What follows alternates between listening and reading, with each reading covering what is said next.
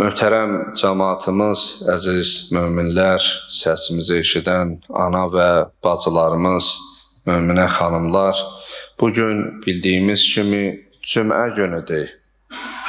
Cümə həftə günləri içərisində ən bərəkətli, ən nurani bir gündür və xüsusilə mübarək Rəcəb ayının cüməsi daha bərəkətli, daha nuranidir və cümə gününün savab və feyzindən Allah bizi heç zaman binəsib eləməsin. Allah bizi xüsusilə Rəcəb ayının savab və fəzilətlərindən, xüsusilə də oruclarından bizi məhrum eləməsin. Amin. Möhtərəm əzizlərim, bildiyimiz kimi vaxt sürətlə gedir. Hətta bəzən biz fərqinə varmırıq, amma zaman sürətlə ötür, keçir. Artıq bir cümə, növbəti cümədən sonra Rəcəb ayı bitir, Şaban ayı başlayır. İndi Şaban ayının intizarındayıq, amma bəzən fərqinə varmadan Şaban ayı bitib, Ramazan ayına keçid alacaq və qarşıda növbəti cüməmizdə bu ayın əlamətdar hadisələrindən biri Məbəs bayramıdır. Peyğəmbər Salavatullahın Peyğəmbərliyə yetişdiyi bir gün və bugün ümumi olaraq rəhmət astanasında dayandığımızın fərqinə varmağımız üçün mövzunu elə rəhmətin astanasındayıq. Rəhmət astanasında olan ay kimi ayə, hədis və hekayəni bu mövzu ətrafında bölüşəcəm. Əgər biz baxmış olsaq, əsl həqiqətdə az öncə qeyd etdiyim kimi zaman sürətlə axır. Bilmirəm, xatırlayarsınız, yadınızda olarım, bəlkə bölgələrə görə də fərq eləyər. Bəzi sözlər, aforizmlər var ki, məsələn, xalqlara görə, millətlərə görə, bəzən tayfalara görə dəyişə bilir. Yəni, söz olaraq dəyişə də bilər, işlənməyə də bilər. Amma mən uşaq vaxtı bunu böyüklərdən eşitmişəm ki, belə bir söz deyərdilər. İnsan dayanmağı bacarmasa, yol ona istiqamət verər. Yəni, bəzən insan dayanmağı, dur, dayan deməyi özünə bunu bilməlidir. Əgər sən durmasan, dayanmasan və yaxud dayanmağı bacarmasan, yol sənə özü istiqamət verəcək. Məsələn, necə? Bunun bənzəri suda. O el məsəli var, deyərlər, su axar, axar, neyniyər? Ölənlər üz behişdi, çuxurunu tapar. İnsan həyatı da, gedişatı da bu cürdür. O ayət-i şərifə ki oxudum, biraz başlanğıcda səsdə texniki problem yaşandı. Ola bilər ki, ayət-i şərifə tam aydın olmasın deyə təkrar bir də oxuyuram ayəni. Allah Teala Quran-ı Kərimdə mübarək Nur surəsinin 31-ci ayəsində. Ayə uzundur, amma ayənin sonunda bir ifadə keçir. Yenə deyirəm, təqribən yarım səhifəyə qədərdir həmin ayə.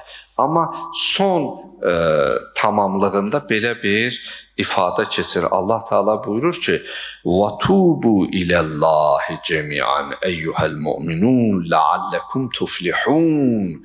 Ey möminlər! Burada insanlar demir, ha? Xitab burada iman əhlinədir.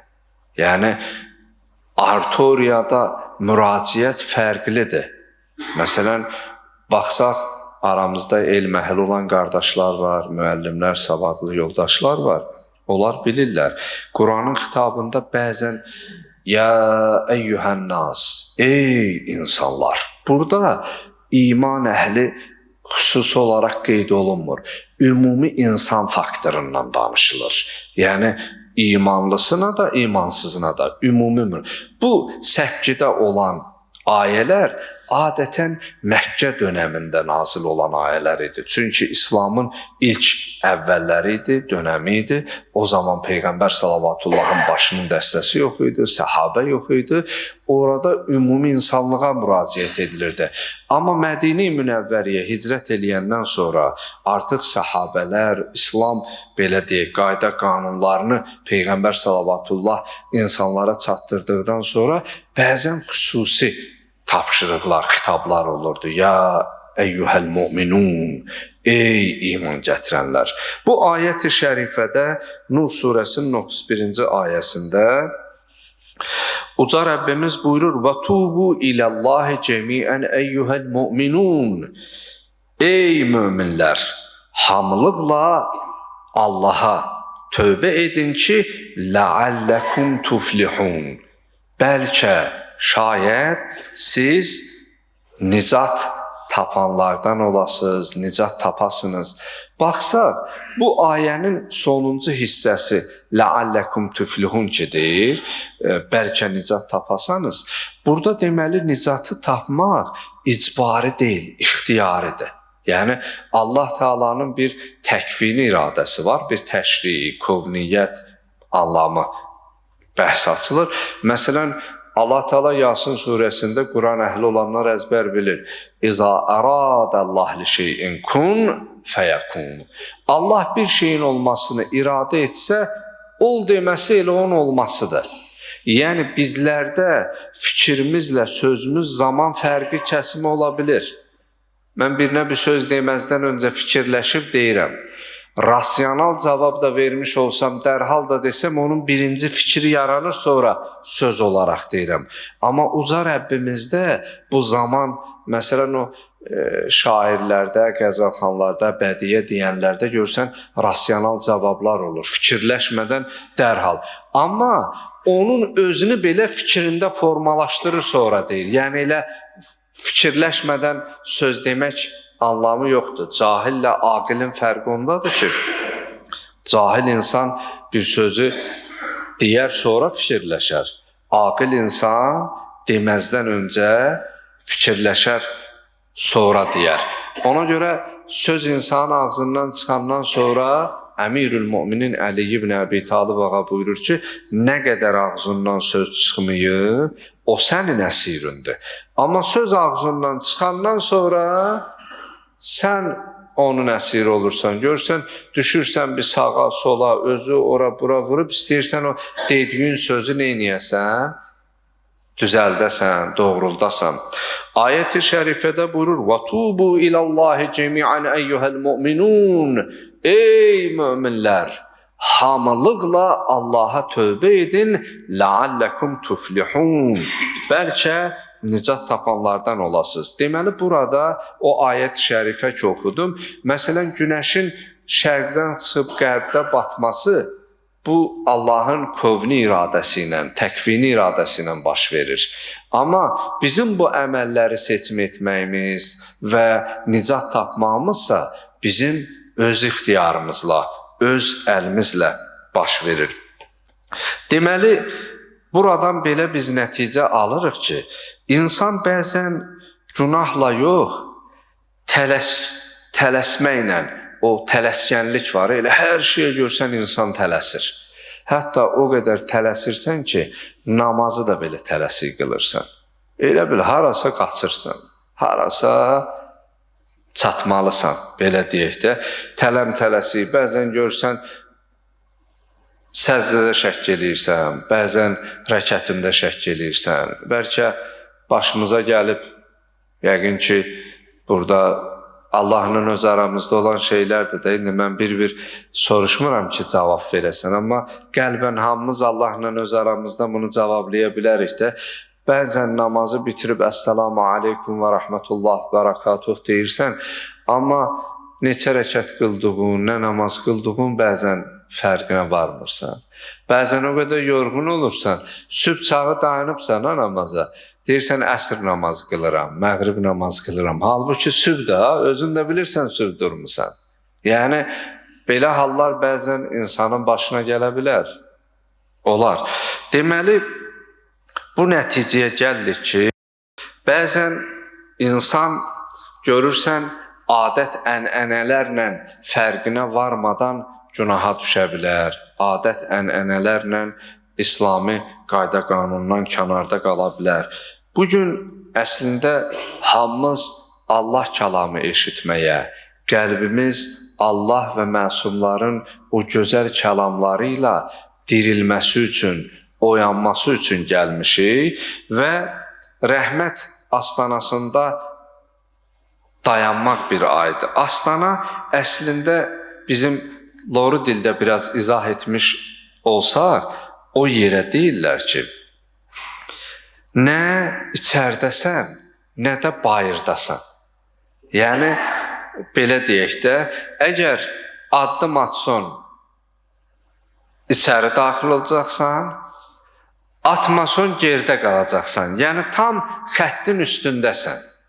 Ona görə Rəcəb ayını, bu mövzunu ona görə seçim etmişik ki, rəhmət ayının astanasındayıq. Yəni ki, artıq bir neçə həftə bundan öncə Rəcəb ayının 3 ayın gəlişini gözləyirdiksə, artıq ay bitir, növbəti aya keçir.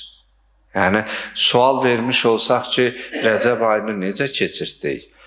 Allahın bizdən istədiyi şəkildə keçirtdikmi, yoxsa yox? Özümüzə sual vermiş olsa, məcazi mənada Rəcəb ayını biz yol kimi yox, astana kimi götürmüş olsaq, amma astana bu mənada ki, insanın həyatına istiqamət verən, yöntəm verən, dəyişə bilən. Deməli, buradan məlum olur ki, zamanın özünün də dəyəri var. Vaxtın özünün də qiyməti var. Necə ki, Allah Teala keçən xütbədə bu ayəyə işarə etmişdi. Mübarək Tövbə surəsinin 36-cı ayəsində Allah Teala buyurur: "Əuzu billahi mineşşeytanirracim. İnne iddetəş-şuhur indallah 12 şəhrin." Allah yanında ayların sayı 12-dir. Ayəni deyir və buyurur: "Minha ərba'atun hurum." Onun 4-ü isə haram aydır. O ayda savaş olmaz. O ayın hörmətini qorumaq lazımdır. Deməli, bu ayə bizə bildirir ki, əslində zamanlar bərabər deyil. Yəni, vaxt etibarı ilə günəşin şərqdən çıxıb qərbdə batması ilə eyni ola bilər. Amma necə məkanların fərqi var? Məsələn, məscidin içinin hökmü ilə həyətinin hökmü fərqlidir. Məsələn, ilahi qanunlara fitri yox, fiqhi qanunlara görə, məsələn, fitri qanunlar hansı qanunlardır? Onun şəriətlə əlaqəsi yoxdur. İnsanlıq onu, dinlə əlaqəsi yoxdur. Nə Yahudiyə, nə Xristiyana, nə müsəlmana, yəni İslam, Xristiyan məsələsidir. Misal olaraq, fitrət qanunlarından biri budur ki, insan yalan danışmamalıdır. Yəni, görsən, birinə yalan deyəndə, yalan dediyini biləndə narahat olur. Xristiyan da narahat olur, müsəlman da narahat olur. Zülm, zalimlik, insanlıq naminə fitri qanunlara görə olmaz. Yəni, birdən sən Xristiyanı da incitsin, narahat olar. Yahudini də, müsəlmanı da, ümumilikdə, yəni o əziyyət anlamına gətirirəm. Amma fiqhi qanunlara görə, məsələn, boynunda qüslü olan məscidin içərisinə daxil ola bilməz. Amma məscidin həyətində ola bilər, küçədə ola bilər. Yəni, necə məkanların fərqi var, zamanın da bir-birindən fərqi var. Məsələn, Qədir gecəsi digər gecələrdən üstün, Quran buyurur 1000 aydan, 1000 gecədən üstün. Bir sözlə, bəzən görə bilirsən, elə vaxt var ki, əslində insan susur, amma susması hikmətdəndirsə, o bəzən bir çox danışandan daha çox fayda verir. Yəni, bəzi insanların susması o danışan insanlardan daha faydalı ola bilir. Bəzi yerdə susmaq bir ömrü dəyişməyə malik olacaq qədər gücə, qüvvətə malikdir. Rəcəb ayda əslində zamanın, belə deyək də, insanın həyatında dönüşə, qaydışa səbəb olan bir vaxtıdır. Demək, müqəddəs zamanlarda edilən dualar da başqa zamanlardan fərq eləyir. Müqəddəs zamanlarda edilən tövbə də digər vaxtlara nisbətdə fərq eləyir. Ayət-i şərifədə ki, buyurur ki, ey möminlər, hamılıqla tövbə edin. Bu ayın ən üstün əməllərindən biri də tövbə və istiğfardır. Nə qədər imkanın çatır, oruç tuta bilirsən, nə gözəl. Qəzaların var, qəza niyyəti ilə. Qəza yoxunda elə Rəcəb ayı niyyəti ilə tut. Əgər indi fiziki cəhətdən, fizioloji baxımdan əgər oruc ola bilmirsənsə, əstəğfirullah və əsəluhu tövbə. Bu zikri çox elə. Əstəğfirullah və əsəluhu tövbə. Ərəbisi yadında qalmasa tərcüməsindir. Allahım, səndən istəyirəm, məni bağışlayasan və tövbəmi qəbul edəsən. Allahım, səndən istəyirəm, məni bağışlayasan və tövbəmi qəbul edəsən. Bu zikri çalış çox deginən.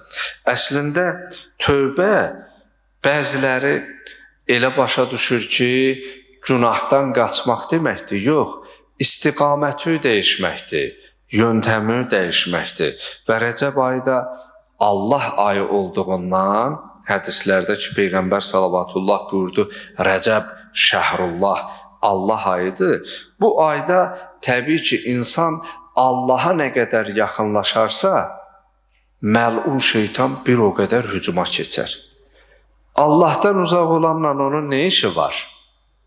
O, Allahın dərgahından qovulanda, dedi, mən sənin düz yolunda əyləşəcəm, onların hamısını azdıracam, yalnız sənə xalis olanlardan başqa.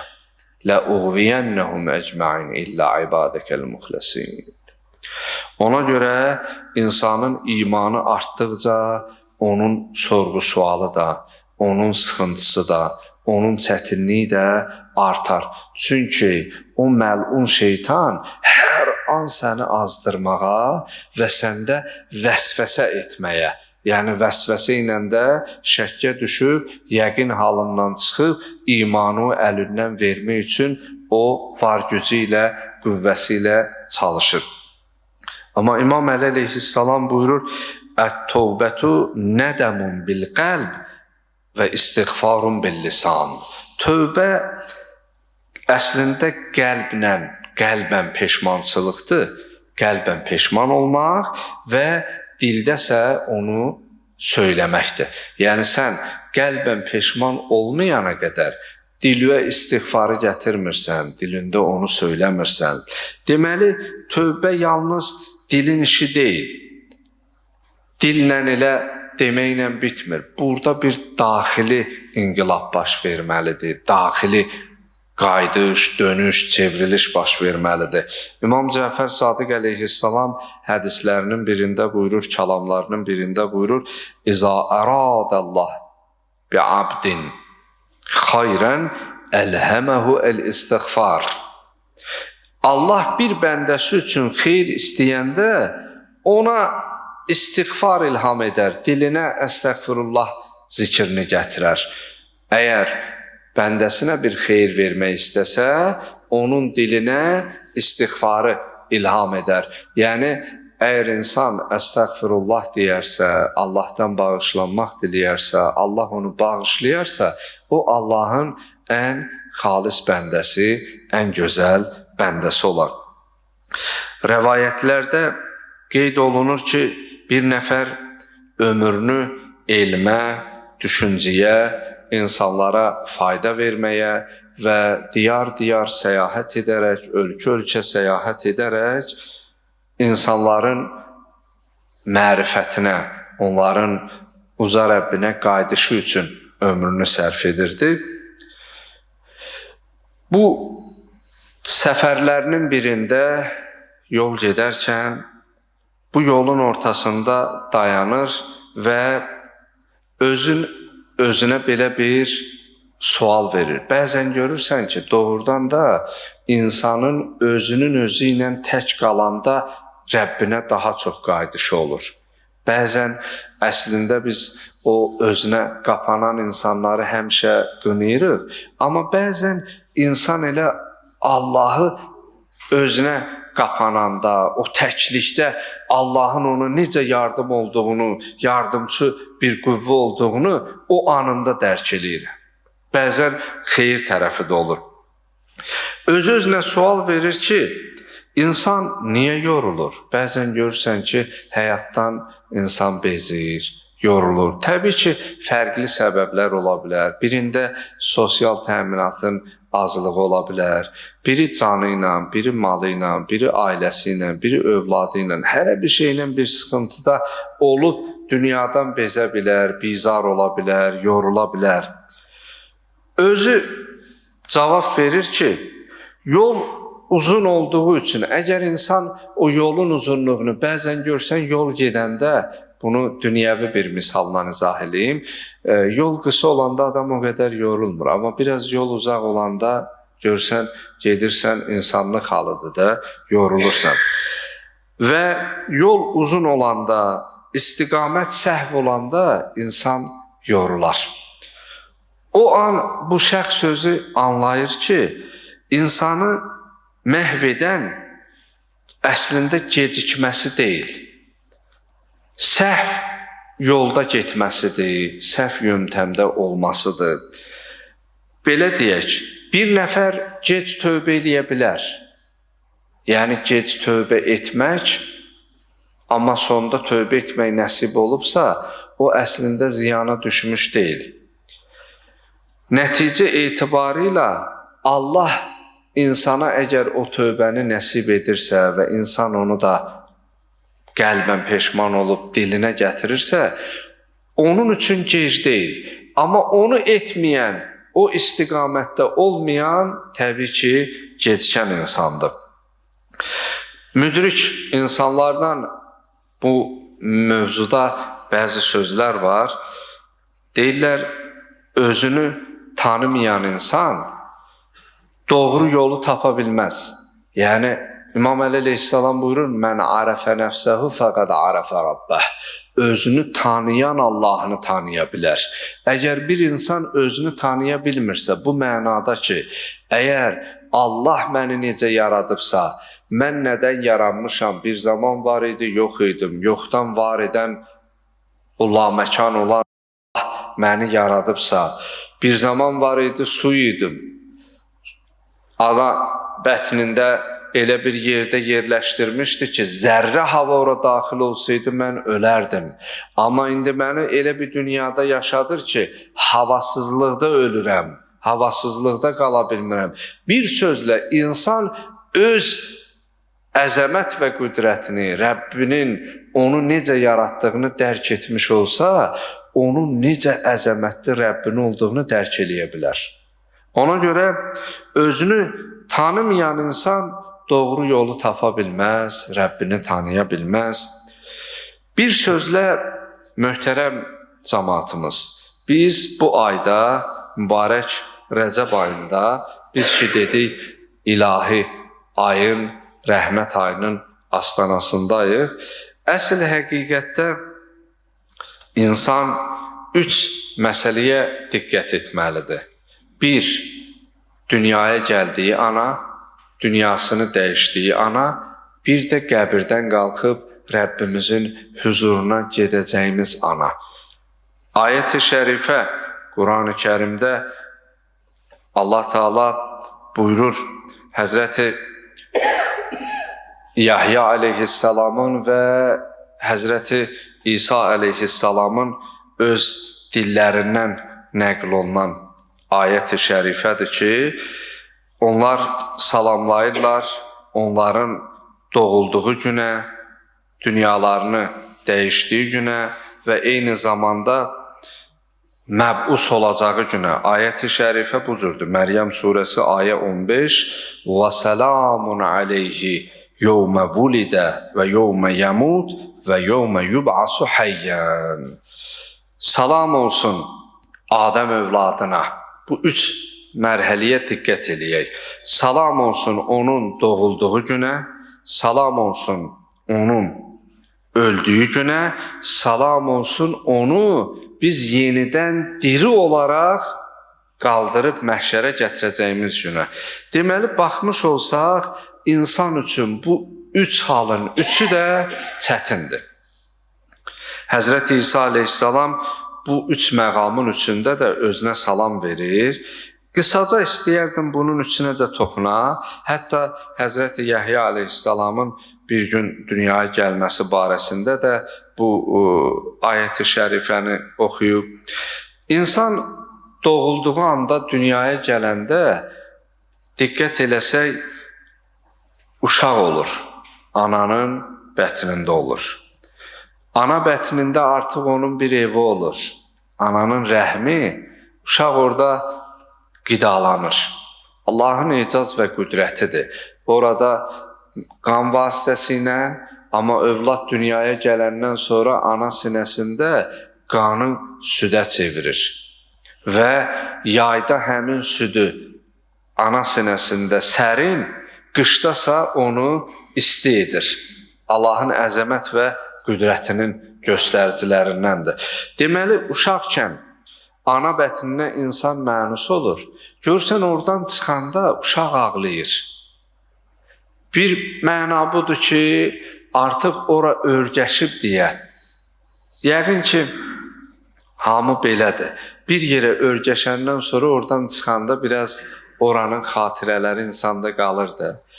İndi 10 il, 15 il, 20 il yaşadığımız kəndlərə 20 il sonra da, 30 il sonra da qayıtsıq, o nostalji hisslərdə görsən, özündən ixtiyarsız hansısa ya uşaq vaxtı bir hadisə yadıma düşür, ya bacı ilə, qardaşla, əmi oğlu ilə, bibi oğlu ilə, nəsə bir hadisə özündən asılı olmaraq həmin ilə qayıdırsan. Bir sözlə insan bir yerə alışandan sonra, örgəşəndən sonra oranı tərk eləyəndə cismən tərk eləsə də, amma xatirələr onu tərk eləmir. Yəni sən bu günləri belə deyək, müəyyən səbəbdən ölkəni tərk edib, gedib Parisdə yaşasın, İtaliyada, harada da istədiyin ən sənə rahat haradsa, sən buradan getmiş olsan da, vücudu götürüb aparsan da, amma xəyalları burada qoyub gedə bilmirsən. Görsən, orada olanda da bura ilə bağlı olan xatirələrin səninlə elə ora gedir. Bir məna da budur ki, Allah aləmi mənada insanın bu dünyaya gələndə, bu dünyada bu günahları eləyəndə, bu cəzalarla qarşılaşacağını ona aşkar edib bildirdikdən sonra başlayır ağlamağa bu hadisələri, bu olayları, bu baş verəcəkləri. Bir neçə ehtimaldır, amma bir sözlə insan dünyaya gələn günə bir salam, sonra öldüyü gün. Əgər baxmış olsaq, bu dünyadan gedən anda çətin andır. Neçə cəhətdən çətindir? Onların ən birincisi elə ruhun bədəndən çıxması. O prosedur ki var, ruhun bədəndən çıxması çox ağırdır. Mən bir dəfə bunu danışmışdım. O ruhun bədəndən çıxması sözü bunu söyləməyimə vadar elədi. Həzrəti Musa Kəlimullah idi də. Hər bir peyğəmbərin bir ləqəbi var. Məsələn, Nuh Nəciyullah, nicat verən idi. Gəmiyə mindilər, nicat tapdılar. Minməyənlər qərq oldu, batdı.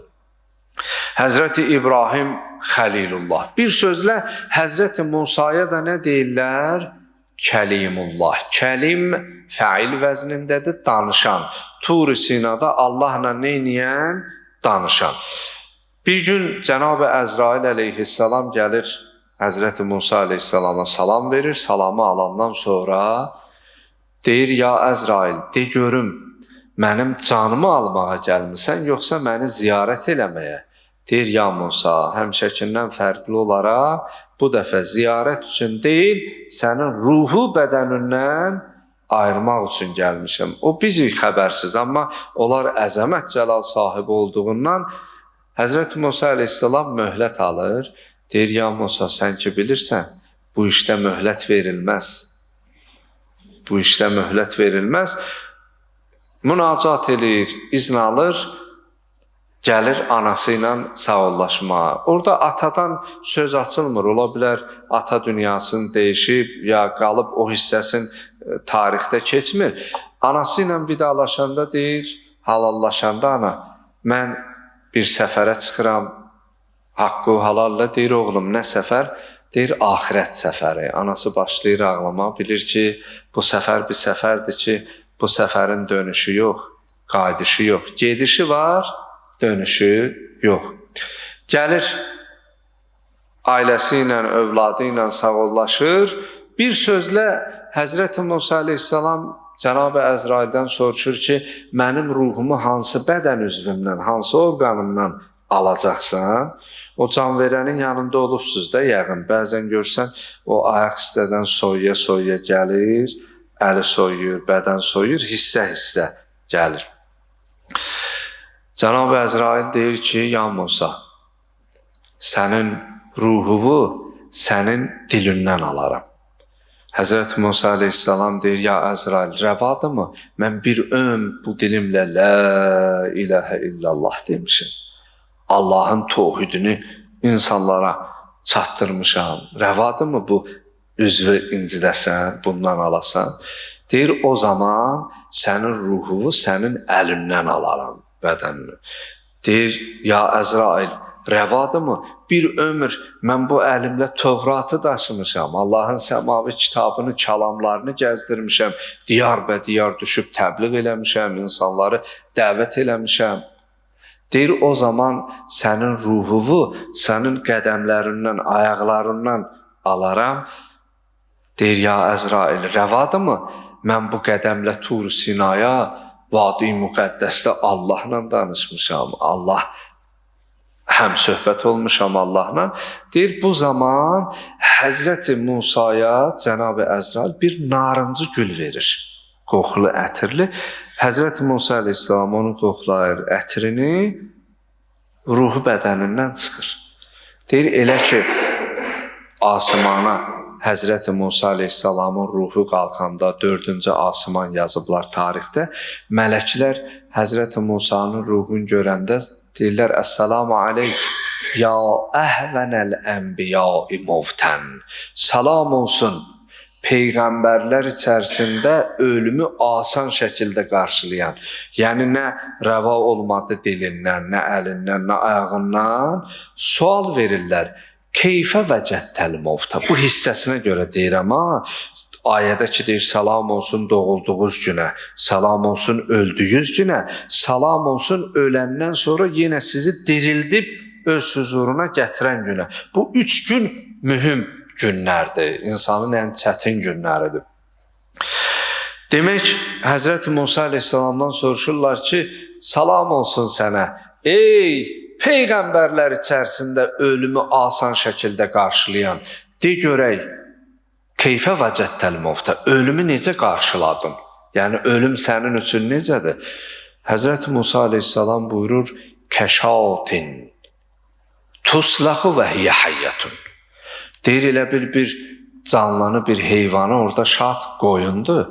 Deyir, bir qoyunu necə diri-diri soyarsan, dərisin. O hansı narahatlığı yaşayar. Yəni, təsəvvür elə bu hədisin barəsində düşünəndə öz şəxsimə deyirəm, fikirləşəm, Allah, o ulul əzm peyğəmbər, şəriət sahibi olan peyğəmbərlərdən biri də, səmavi kitab sahibi olan peyğəmbərlərdən biri də Həzrəti Musa idi. Həzrəti Musa aleyhissalam peyğəmbər idi. Şəriət sahibidir, ulul əzm peyğəmbərlərdən idi. Cənab-ı Əzrail canını almağa gələndə icazə istədi. Möhlət istədi, möhlət verildi. Əlindən, ayağından, dilindən icazə olmadığı təqdirdə bir gül qoxlayaraq ruhu bədənindən çıxan peyğəmbər ruhun bədənindən ayrıldığı anı belə vəsf eləyirsə, onda bizim halımız dərindən düşünsək, düşünməyə vadar eləyir insanı. Deməli, ölüm anının çətinliyinin ən ilkin mərhələsi ruhun bədənindən ayrılmasıdır. İkinci tərəfdən insanın öz sevdiklərindən ayrılmasıdır. Allah bəşərdə belə bir qayda qoyub da, ailə sevgisi, övlad sevgisi, Görürsən, biraz böyüyürsən, yaşlananda müəyyən səbəbdən ailə ilə arada olan o sevgi, məhəbbət biraz azalanda övlada Allah ötürür. Övlad da böyüyüb hərə öz işində olanda nəvi ilə Allah adamın başını qatır. Allah bu sistemi bücür, bu nizamı elə bir şəkildə qoyub ki, yəni insanlıq üçün sözün həqiqi mənasında. Bir sözlə əhlü-əyaldan, sevdiklərindən, indi biri dünya malına bağlıdır, biri ailəsinə, biri işinə, biri övladına. Bir sözlə, bir hədis oxuyum sözümü biraz yekunlaşdırım. Bir gün tarixdə var, İmam Həsən əleyhissalam, Behiş zamanlarının ağası, ikinci imamımız, İmam Həsən əleyhissalam narahat olur, qəmgin, ağlı halda. Dostlar soruşur ki, Yəbnə Rəsulillah, ey Allahın Rəsulunun balası, övladı, niyə ağlayırsan, niyə qəmginsən, niyə narahatsan? Həzrət buyurur, əbki li xislətəyn. Buna diqqətlə qulaq asın, mövzumuzun o, belə deyək də, sonu və tamamıdır. Buyurur ki, mən iki səbəbə görə ağlayıram. Bir, li havlil muttəliyə. Yolun qorxulu olduğuna görə, o axirət səfəri ki gedəcəm, o yolu heç özüm getməmişəm deyə. İkincisi, və firaqil əhibbə. Bir də doğmalarımdan, ailəmdən, balalarımdan, dostlarımdan, mənə əziz olanlardan ayrılığa görə ağlayıram. Yəni, mənim üçün ağırdır, çətindir. Təsəvvür eləyin, əziz dostlar, möhtərəm cəmaatımız. Əgər sən bir səfərə hazırlaşırsan, bir yol gedirsən, o yolu gedib gələnlərdən bir soruşursan, deyirlər, çox qorxulu yoldur. Maşını harada saxlasın, sənə hücum edəcəklər. Uzun bir məsafədə, məsələn, yanacaq doldurma məntəqəsi də yoxdur. Üstəlik, suyun bitsə, su yoxdur. Xörüyün bitsə, yemək tədarükü eləyəcək bir şey yoxdur. Bir sözlə, çox çətindir. Yollar da ki, irizlərləndir, bir neçə yoldur. Məsələn, səhralıqdır, cığır var. Amma bərk fırtınaya, qasırğıya düşsün, iz də itəcək. Qumdur, həmin izin cığırın. Təsəvvür elə, belə yol üçün insan çıxanda nə qədər narahat olar. Tanımadığın yoldur, yolda quldurlar, quzğunlar, ən narahat halı düşüncələr. Təsəvvür elə, əzizim, biz bu müvəqqəti dünyamızda kiçik bir məsafəli bir yol üçün narahat oluruq, amma əbədiyyət səfərimiz üçün heç yol bəllidir. Hara gedəcəyimiz, üstəlik qiyamət səhnəsi barəsində tanıdıqlarımızla qarşılaşanda üzün tutub gedəcək.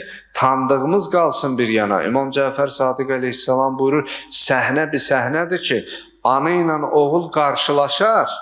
Çox dəhşətli bir kəlamdır və səhnədir.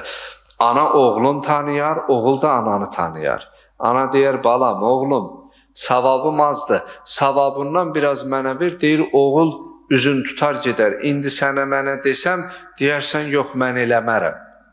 Qardaşım, hələ axirəti qıraq qoyuram. Dünyada zəlzələ olanda evdə atoq qoyub, özü pəncərədən, qapı qala-qala pəncərədən atırsan. Körpə beşikdə qalır, heç körpə ya da sakitləşəndən sonra deyir, vay uşaq qalıb içərdə, vay atam qaldı içərdə. Yəni bu zəlzələ qiyamətin kiçik bir səhnəsi olduğu halda biz bu gərgin situasiyanı yaşayırıqsa, axirət nə səhnədir, vallahi alim. Ona görə üçüncü məsələ, mövzu biraz uzun oldu, sözümü ilə burada da tamamlayıram. Üçüncü məsələ isə, deməli, təsəvvür elə ana bətini oradan gələndə bir çətin situasiya ayrılırıq. 40 il, 50 il, 60 il, 70 il, 80 ilə Sahman 80-ın üstü Hacı Əmigildə Allah bərəkətli ömür versin. Təsəvvür elə 80 il bura yaşayıb alışırsan, indi təzədən buradan ayrılmaq da bir çətin an. İndi qəbrə ki getdin, orada bir müddət qaldın, soru, sual bitdi və yaxud davam elədi. İndi oradan aylandan sonra Yasin surəsində buyurur ki, onlar deyir, ya veylənə, mən ba'sənə min mərqədinə. Vay olsun bizim halımıza. Biz yatmışdıq, bizi kim oyatdı? Kim qaldırdı? İlâ Rabbihim yansilun. Ayət-i şərifənin sonunda buyurur ki, onlar öz Rəblərinə qarşı qaçarlar. O nura doğru hərəkət eləyərlər. Bir sözlə möhtərəm cəmaatımız, bu 3 an, üçü də çox çətin andır. İnsanın doğulduğu an, öldüyü an və dirilərək Rəbbin huzuruna getdiyi an. Bu 3 halın üçü də Rəbbimizdəndir, qaçılmazdır. Biz bununla qarşılaşırıq və qarşılaşacağıq. Amma bizim onun birinci mərhələsini keçmişik, ikinci mərhələdəyik. Bu dünyada axirət mərhələsinə qədər dövrümüzdür. Və bu Rəcəb ayı da əslində keçmişdə olanlara biz tövbə edərək Rəbbimizin huzuruna günahdan çıxaraq, günahsız bir şəkildə getməyimiz üçün Allah bizə möhlət verib. Çalışağın vaxtı dəyərləndirək, çalışağın vaxtı qiymətləndirək. Ona görə bugünkü mövzunun adını da rəhmətin astanasında dayanan ay kimi adlandırmışıq ki, Rəcəb ayı rəhmətin astanasıdır. Bu astanada dayanan əslində düşünər və bu astananı keçənsə yaxşı mənada elə yaxşıya doğru dəyişər. Allahdan yalnız dilək və istəyimiz budur ki, Allah bizi bu Rəcəb ayının həqiqi fəzilət və savablarını yaşayanlarından qərar versin inşallah. Bu ay tövbə istiğfar ayıdır. Allah bizim tövbələrimizi qəbul edərək bizi bağışlanan qullarından qərar versin. Amin. Allahım, bu Rəcəb ayının hörmətinə qəlbimizi diri saxla cinən, qəlbimizi daima iman nuru ilə nurlandır cinən, dilimizdən la ilahə illallah, Muhammedun Rasulullah, Aliyyun Veliyullah kəlmalarını alma cinən. Allahım, bizi Qur'an və Əhl-i Beyt əleyhimussalamlardan ayrı salma cinən. Allahım, bu cümə gününün hörmətinə cümə günü zuhur edəcək sonuncu höccətimizin zuhurunda təcil et cinən. O Həzrətin qəlbini bizlərdən razı qərar ver cinən. Allah, zuhur öncəsi üzərimizə düşən bütün işlərimizi tam dürüst yerinə yetirməyi bizə nəsib et cinən. Ömrümüz vəfa qılmazsa, Allah o Həzrətin gəlişində rəcət vaxtı bizi də dirildərək o Həzrətin həqiqi xadimlərindən qərar vercinən. Allahım, keçən günlərimiz keçmiş, gələn günlərimizi imanla, sənin istədiyin şəkildə, sənin razılığı əldə edəcək şəkildə ömür yaşamağı bizlərə nəsib etcinən. Allahım, son duam, son anımızı, axır anımızı, son nəfəsimizi, ruhumuz bədənimizdən çıxan anımızı Allahım xeyirli etkinən. Etdiyimiz duaların qəbuluna Muhammed və Ali Muhammedə səlavat çəkidir.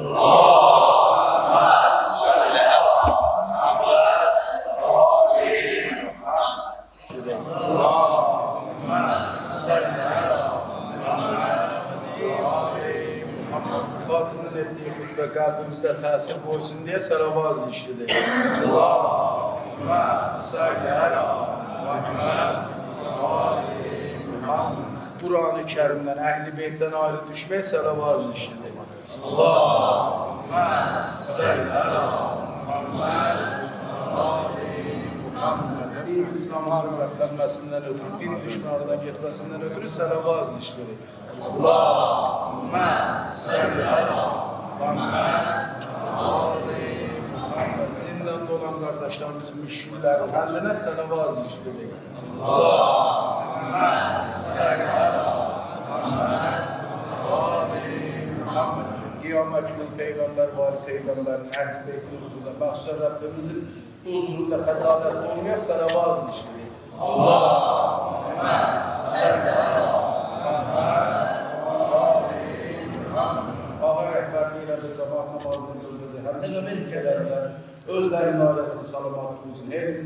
artmasın. Ömrünün bereketli olmasından ötürü salavat zikir.